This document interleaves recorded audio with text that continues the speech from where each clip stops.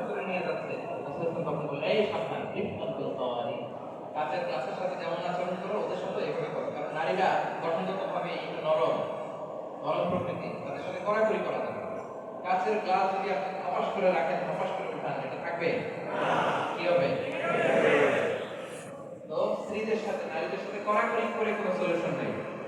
কড়াকড়ি করছেন তো দেখবেন যে খাবারের মধ্যে লবণ বেশি দিয়ে দিচ্ছে, ঝাল বাড়াই দিবে। যত ঝগড়া বেশি, ঝালের ডোজ বাড়বে বেশি। ঠিক কিনা বলেন? মনে করেন না সব মাটাই আপনার হাতে, ভাবিরা তো কিছু আছে না নাই? So what is the solution? Solution হচ্ছে তাদের সাথে কোমল আচরণ করতে, সফটলি। কাজের কাজ যেমনি ধপাস করে ধরা যায় না, ধপাস করে রাখা যায় না, তাদের সাথেও রুক্ষ মেজাজে কথা বললে সলিউশন পাওয়া যাবে না। ভালো আচরণ করতে হবে। এক নম্বর দায়িত্ব আপনাদের, পুরুষ জাতির, আমাদের এক নম্বর দায়িত্ব তাদের সাথে কোমল আচরণ করা। আল্লাহ তৌফিক দান করুন। আমিন। দুই নাম্বার, স্ত্রীর অধিকার পূরণে সচেষ্ট হওয়া। স্ত্রীর যে অধিকার, দাম্পত্য জীবনে অবশ্যই জন্ম অধিকার গুরুত্বপূর্ণ অধিকার। শুধু পুরুষ তার নিজের দিকটাই দেখবে না, তার স্ত্রীর দিকটাই দেখবে। নিজের ডিজায়ার ফুলফিল হয়ে গেলেই সেখানে ক্লোজ করবে না, বরং তার যে লাইফ পার্টনার তার দিকটাও দেখবে। এটা খুব স্পর্শকাতর ব্যাপার, আমি খুব বিস্তারিত বললাম না, সংক্ষেপে বললাম যে শুধু নিজের দিকটাই না, আপনার পার্টনারের দিকটাও দেখতে হবে। আদেশটা কার? অনেক দলিল এখানে আছে, আমি বিস্তারিত বললাম। তিন নাম্বার, স্ত্রীর বৈধ কাজে, ব্যক্তিগত যে বৈধ কাজ, একটু স্বাধীনতা দিতে হবে। কারণ আপনি একজন স্বাধীন মানুষ, আপনার স্ত্রীও একজন। উনি একটা হালাল কিছু করতে চায়, যদি করতে চায়, বা কোনো একটা দাসে যেতে চায়, ভালো একটা সার্কেলে যুক্ত হতে চায়, ভালো একটা কাজ করতে চায়, কিন্তু সব ভালো কাজ আপনি শুধু বাধা দেন, তাই হবে না। দেখবেন যে তার কাজগুলো বৈধ কিনা। আমাদের আয়েশা রাদিয়াল্লাহু তাআলা আনহা উনি বলতেন, ওয়া কানা লি সাওয়াহিবু ইয়ালআবনা মাই, আমার বান্ধবীরা আমার সাথে খেলতে আসতো, রাসূল সাল্লাল্লাহু আলাইহি ওয়াসাল্লাম কোনোদিন আমাকে ডিস্টার্ব করেন নাই। সুবহানাল্লাহ, সুবহানাল্লাহ। আমার বান্ধবীরা আসলে আমার জন্য ঘর তুলে দিতেন রাসূল সাল্লাল্লাহু আলাইহি ওয়াসাল্লাম। সুবহানাল্লাহ।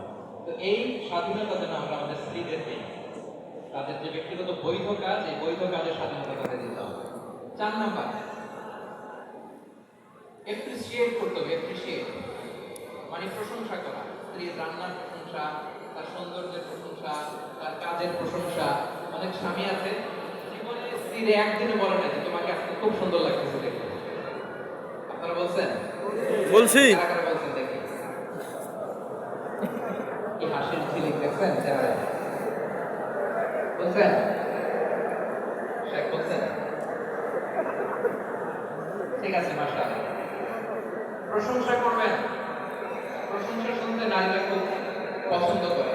আপনি আজকে রান্নার প্রশংসা করে দেখেন, কালকে দেখেন খাবারের মান কোথায় চলে যায়।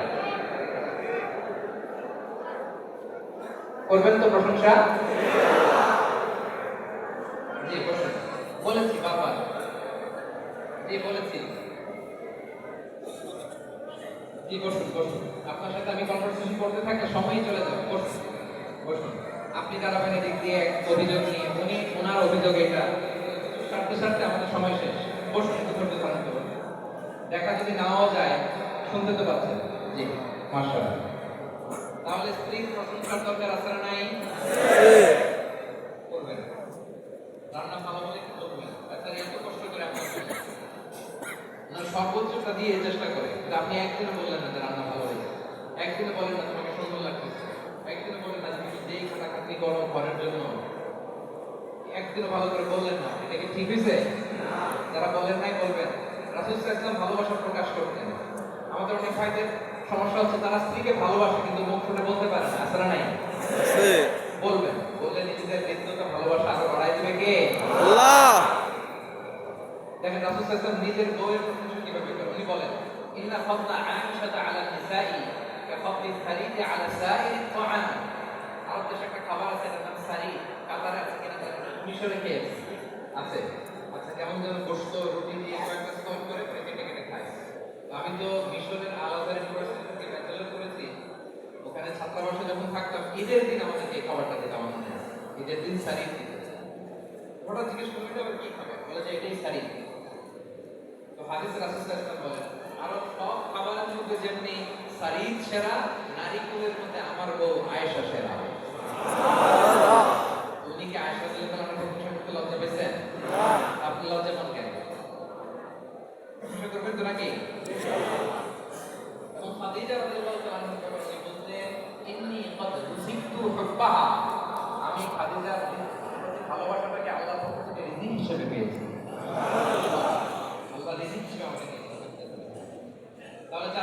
অ্যাপ্রিসিয়েশন, স্ত্রীর ভালো গুণ প্রশংসা করবেন।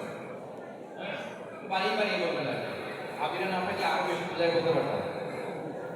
তো একটু বাড়ায় বাড়ায় বলতে হবে, এটা কিন্তু মিথ্যা হবে না, বুঝছেন? স্ত্রীর মনোরঞ্জনের জন্য স্বামী যদি একটু বাড়িয়ে বলে, একটু কথা টুইস্ট করে বলে, এতে কোনো গুনাহ হয় না। কথা বুঝতে পেরেছেন? তাহলে স্ত্রীর প্রশংসা করবেন, তার সৌন্দর্যের প্রশংসা